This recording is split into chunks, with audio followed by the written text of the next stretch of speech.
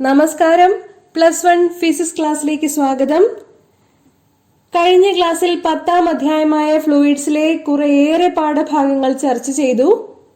അതേതൊക്കെയാണെന്ന് ഓർമ്മയുണ്ടാകും എന്ന് കരുതുന്നു. Mechanics of fluids, hydrostatics, hydrodynamics, thrust, pressure, unit and dimensions of pressure, Pascal's law, hydraulic lift, gauge pressure, hydrostatic paradox, atmospheric pressure, streamline flow, turbulent flow, critical velocity, equation of continuity, Bernoulli's principle, proof of Bernoulli's principle, Torricelli's law, derivation of the expression for the speed of a flux as given by Torricelli's law, viscosity, coefficient of viscosity, unit and dimensions of coefficient of viscosity എന്നീ കാര്യങ്ങളാണ് അരമണിക്കൂറിലേറെ ദൈർഘ്യമുള്ള കഴിഞ്ഞ ക്ലാസ്സിൽ വിശദമാക്കിയത്.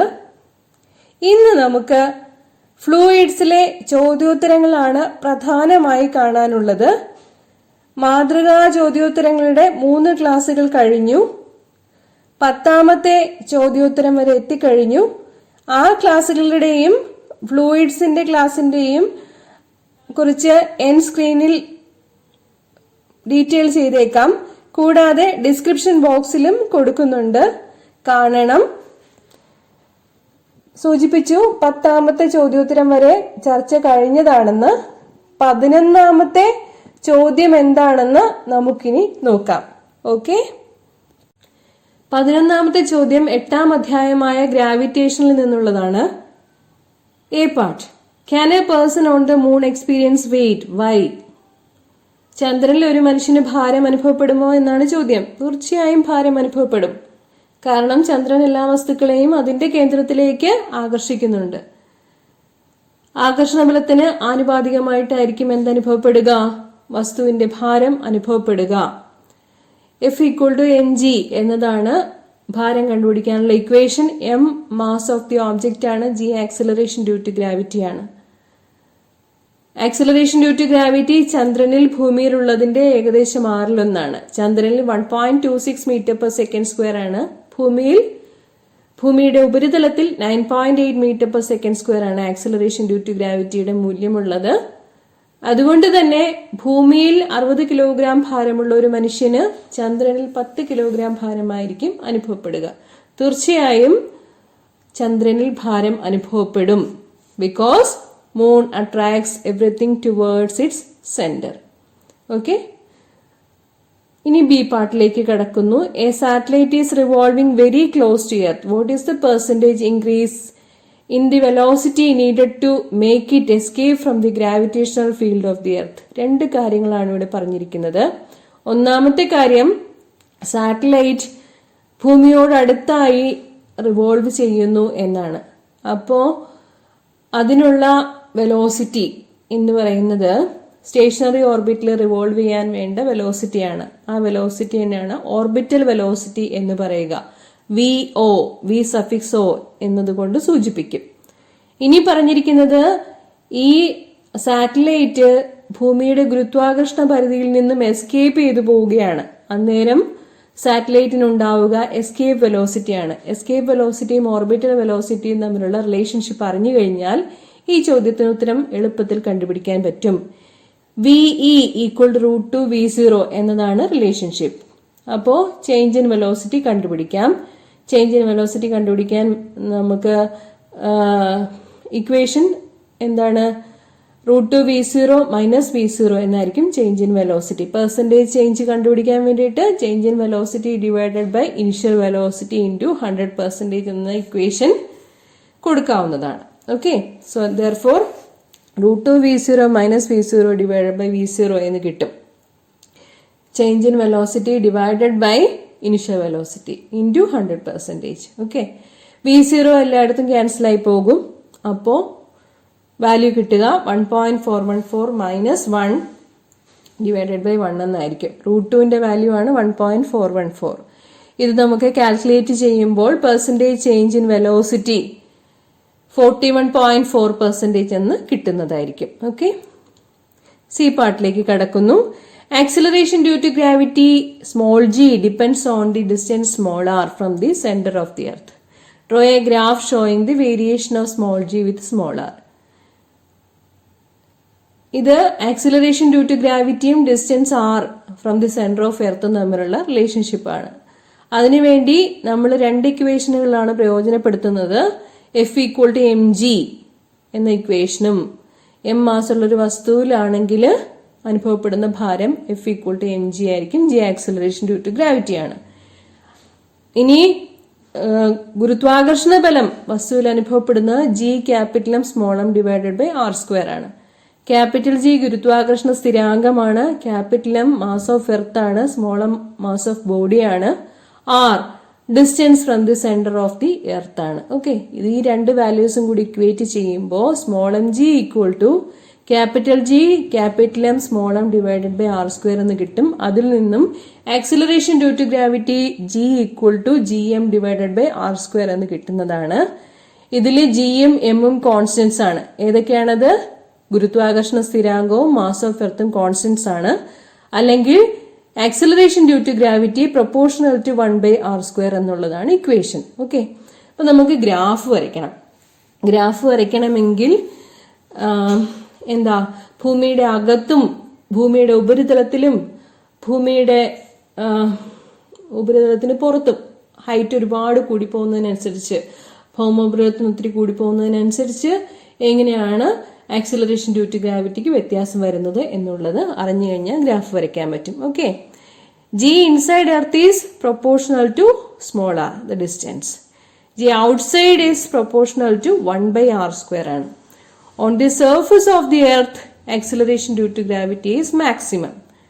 Acceleration due to gravity is maximum when small r equal to capital R. Okay. On the surface of the earth, acceleration due to gravity is maximum. Okay. അപ്പോൾ acceleration due to gravity maximum ആയിട്ട് വരുന്ന point ഇവിടെ ഗ്രാഫിൽ കാണിച്ചിട്ടുണ്ട്. അതുപോലെ inside എന്ന് പറയുന്നത് എങ്ങനെയാണ് വരുന്നത്? പ്രൊപ്പോർഷണൽ ടു സ്മോൾ ആർ ആണ്. G inside the earth is proportional to small r ആണ്. ഓക്കെ, ജി സ്മോൾ ആർ കൂടുമ്പോഴേക്കും ജിയും കൂടും എന്നുള്ളതാണ്. ഓക്കെ, അപ്പൊ അത് നമുക്ക് സ്ലോപ്പുള്ള ഗ്രാഫ് ആയിരിക്കും കിട്ടുക. സ്ട്രേറ്റ് ലൈൻ ഗ്രാഫ് വിത്ത് പോസിറ്റീവ് സ്ലോപ്പ് ആയിരിക്കും കിട്ടുക.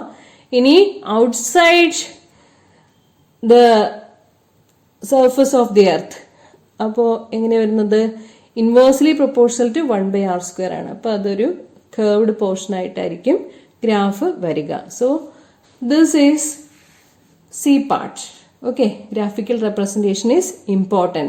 Variation of G with R. Okay. Question number 12. Elasticity is an internal property of matter. Fluids possess volume elasticity. Which is more elastic, air or water? Why? Elasticity എന്നുള്ള property നമുക്കറിയാവുന്നതാണ്. Stress by strain ആണ് elasticity കണ്ടുപിടിക്കാനുള്ള equation. വാട്ടറിനാണ് stress കൂടുതലായിട്ടുള്ളത്, അതുകൊണ്ട് തന്നെ water ആയിരിക്കും കൂടുതൽ ഇലാസ്റ്റിക് ആയിട്ടുള്ളത്. ഓക്കെ, എയറിനേക്കാളും ഇലാസ്റ്റിക് ആയിട്ടുള്ളത് വാട്ടർ ആണ്.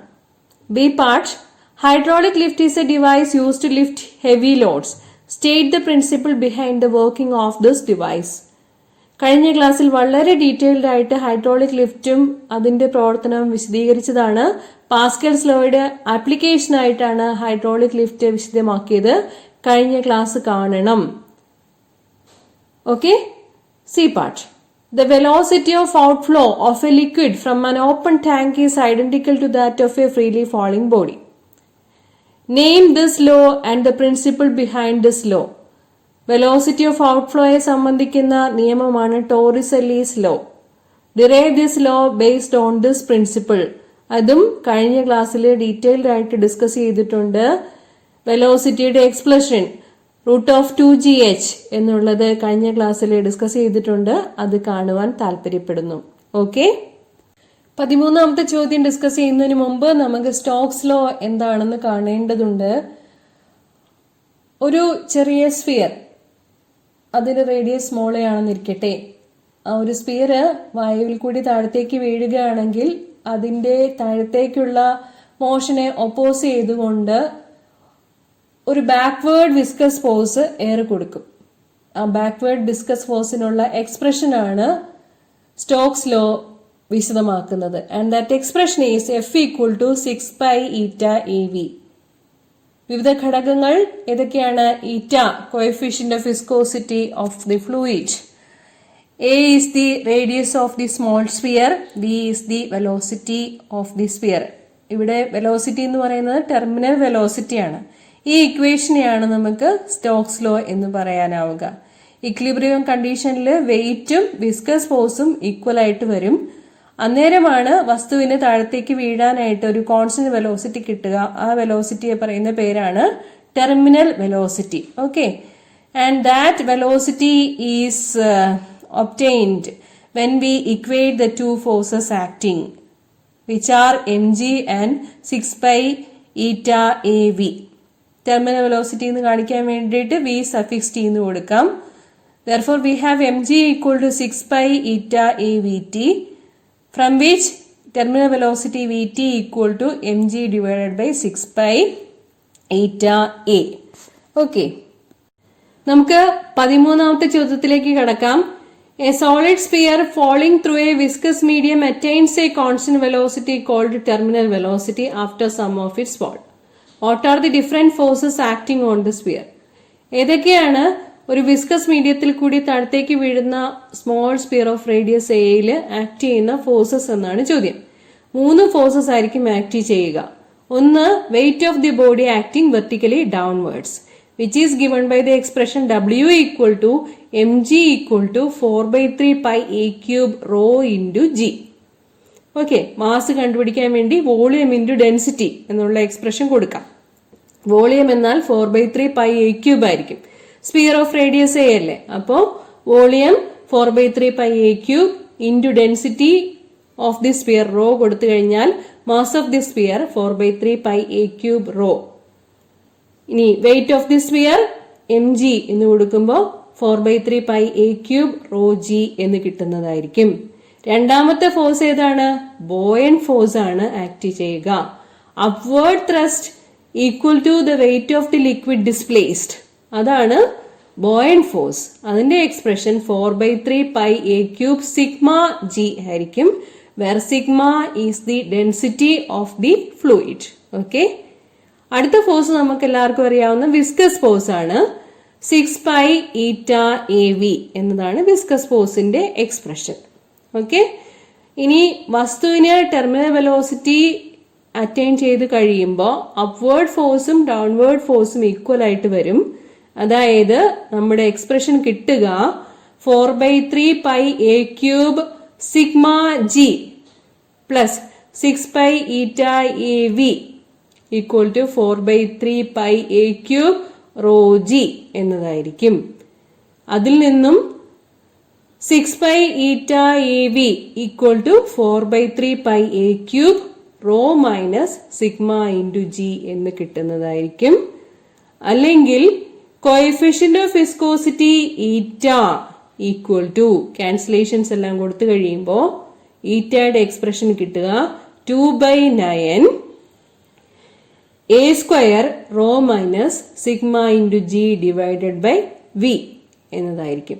ഇവിടെയുള്ള v വാല്യൂവിനെ പറയുന്ന പേരാണ് ടെർമിനൽ വെലോസിറ്റി vt, അല്ലെങ്കിൽ terminal velocity vt equal to 2/9 a square rho minus sigma into g divided by ഈറ്റ എന്നതായിരിക്കും. ഓക്കെ, അതാണ് എക്സ്പ്രഷൻ വരുന്നത്. ഇവിടെ LHSല് വി സഫിക്സ് ടി എന്നാണ് കൊടുക്കേണ്ടത്, ടെർമിനൽ വെലോസിറ്റിയുടെ എക്സ്പ്രഷൻ ആയതുകൊണ്ട്. ഓക്കെ, RHS കറക്റ്റ് ആണ്. 2/9 a square rho minus sigma into g divided by eta, അത് ടെർമിനൽ വെലോസിറ്റിയുടെ എക്സ്പ്രഷൻ ആണ്. v equal to 2/9 a square rho minus sigma into g divided by ഈറ്റ എന്നുള്ളതാണ്. ഓക്കെ,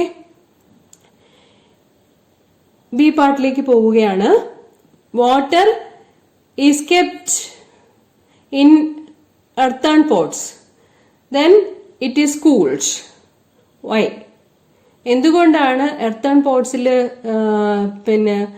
സൂക്ഷിച്ചിരിക്കുന്ന വെള്ളം തണുക്കുന്നത്? നമുക്കറിയാം, ഇവാപറേഷൻ സംഭവിക്കുന്നത് കൊണ്ടാണ് വെള്ളം തണുക്കുന്നത്. അപ്പൊ ഈ കാര്യങ്ങളെല്ലാം ഇന്ന് ഡിസ്കസ് ചെയ്തത് മനസ്സിലായി കാണും എന്ന് വിചാരിക്കുന്നു. അടുത്ത ക്ലാസ്സിൽ ബാക്കിയുള്ള ഡിസ്കഷൻസ് തുടരാവുന്നതാണ്. Thank you.